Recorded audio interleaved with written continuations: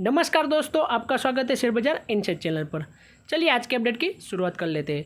हम quarter one के result के बारे में इसके वीडियो में बात करने वाले हैं। सबसे पहले बात करूं तो पंजाब सिंध बैंक का क्वार्टर वन का रिजल्ट आ चुका है, जिसके अंदर हम सेल्स की बात करें तो कंपनी का पिछले साल क्वार्टर वन में सेल्स था 2658 करोड़ रुपीज़, जो इस साल हो चुका है 2911 करोड़। यानी कि कंपनी के सेल्स में बढ़ोतरी होती हुई दिखाई दे रही है। ईयर ऑन ईयर बेसिस पर करीब 9.77% की अच्छी तेज़ी रही है। और क्वार्टर ऑन क्वार्टर बेसिस पर देखें, बात करें इन दोनों की, तो 7.85% की गिरावट देखी गई है। अब नेट प्रॉफिट की बात करते हैं।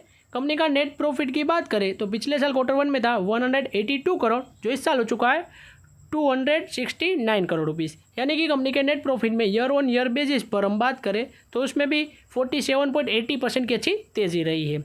अगर हम क्वार्टर ऑन क्वार्टर बेसिस पर बात करें तो 14.06% की गिरावट रही है। यानी कि ये रहा क्वार्टर ऑन क्वार्टर बेसिस, और इसको कहते हैं year on year basis. Company के ग्रॉस एनपीए की बात करें, यानी कि कंपनी को जो पैसा नहीं मिलने वाला उसकी बात करें तो उसके अंदर गिरावट होती हुई नज़र आ रही है। इस वजह से कंपनी के नेट प्रॉफिट में भी बढ़ोतरी होती हुई नज़र आएगी। कंपनी का नेट ग्रॉस एनपीए पिछले साल था 4.72%, जो इस साल हो चुका है 3.34%, यानी कि काफ़ी अच्छी बात है। और क्वार्टर ऑन क्वार्टर बेसिस पर भी गिरता हुआ नज़र आ रहा है, जो कि कंपनी के लिए काफ़ी अच्छी बात है। इस वजह से कंपनी का नंबर्स काफ़ी अच्छे लगे मुझे। तो अब देखते हैं कंपनी के स्टॉक प्राइस के ऊपर मंडे के दिन क्या इम्पैक्ट होती है। नेक्स्ट बात करें वर्धमान एक्रेलिक लिमिटेड। अगर प्रोनाउंसिएशन मेरी गलत हो तो माफ़ कीजिएगा। सेल्स की बात करें कंपनी की तो पिछले साल क्वार्टर वन में थी 57.05 करोड़, जो इस साल हो चुकी है 69.39 करोड़ रुपीज़। यानी कि कंपनी की सेल्स तो बढ़ती हुई नज़र आ रही है। कंपनी के सेल्स में ईयर ऑन ईयर बेसिस पर 21.63% की अच्छी ग्रोथ रही है। और क्वार्टर ऑन क्वार्टर बेसिस पर बात करें तो उसके अंदर गिरावट रही है 3.77% की। नेट प्रॉफिट की बात करूं तो कंपनी का नेट प्रॉफिट पिछले साल क्वार्टर वन में था 4.34 करोड़, जो इस साल हो चुका है 1.75, यानी कि कंपनी के नेट प्रॉफिट में गिरावट होती हुई नज़र आ रही है। कंपनी का नेट प्रॉफिट 59.68% की शायद गिरावट रहा है, और क्वार्टर ऑन क्वार्टर बेसिस पर 10.71% की गिरावट रही है। कंपनी का रेवेन्यू तो अच्छा बढ़ा है, मगर नेट प्रॉफिट में गिरावट रही है। इसकी वजह से कंपनी के स्टॉक प्राइस में इसकी नेगेटिव इम्पैक्ट देखी जा सकती है। नेक्स्ट बात करें कैन फाइनेंस होम लिमिटेड, यानी कि कंपनी फाइनेंसिंग का काम करती है घर के अंदर। जैसे कि बजाज फाइनेंस काम करती है, घर लेते समय हम फाइनेंस कराते हैं, लोन कराते हैं, ऐसे ही कंपनी लोन बांटती है होम के अंदर, सिर्फ घर की लोन। यहाँ पर कंपनी के सेल्स की बात करें तो पिछले साल था क्वार्टर वन में 931 करोड़, जो इस साल हो चुका है 1020 करोड़। यानी कि कंपनी के सेल्स में ग्रोथ रही है करीब 9.56% की। क्वार्टर ऑन क्वार्टर 2.10% की ग्रोथ रही है।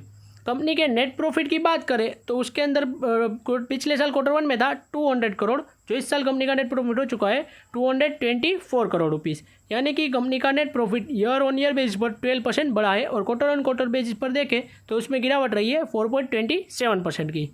कंपनी के ग्रॉस एनपीए की बात करें, यानी कि जो पैसा कंपनी को नहीं मिलने वाला, जो लोन बांटी होगी, उसमें से कई सारे ऐसे लोग भी होंगे जो ईएमआई नहीं देते या फिर पैसा नहीं देते, तो उसके बदले कंपनी को तो सिक्योर है, सिक्योर लोन ही कहा जाता है, क्योंकि कंपनी के पास घर के कागज़ बागज सब कुछ होता है। इसलिए कंपनी उस घर को बेच के भी अपना फाइनेंस वापस ले सकती है, अपने पैसे वापस ले सकती है। कंपनी के ग्रॉस एनपीए की बात करें तो पिछले साल क्वार्टर वन में था 0.91, जो इस साल हो चुका है 0.98, यानी कि कंपनी के ग्रॉस एनपीए में बढ़ोतरी होती हुई नज़र आ रही है। मगर ग्रॉस एनपीए काफ़ी कम है, इस वजह से काफ़ी अच्छी बात है। और होम लोन्स जब जब होती है वो सिक्योर लोन ही मानी जाती, क्योंकि कोई ऐसा व्यक्ति नहीं होगा कि अपने होम को बेचने के हो तो बेच देगा या फिर अपनी ईएमआई नहीं भरेगा। इसलिए कोई भी इंसान किसी भी अपने घर की ईएमआई या फिर लोन को चुकाने में असफल नहीं होता, वो सबसे पहले चुकाएगा अपनी घर की ईएमआई अगर होगी तो। नेक्स्ट बात करें एयू स्मॉल फाइनेंस की, तो कंपनी का यहाँ पर नंबर है वो है स्टैंड अलोन बेसिस पर, यानी कि सिर्फ और सिर्फ एयू स्मॉल फाइनेंस का। सेल्स की बात करें तो पिछले साल था 3769 करोड़, जो इस साल हो चुका है 4378 करोड़ रुपीज़। यानी कि कंपनी के सेल्स में बढ़ोतरी होती हुई नज़र आ रही है 16.16% की।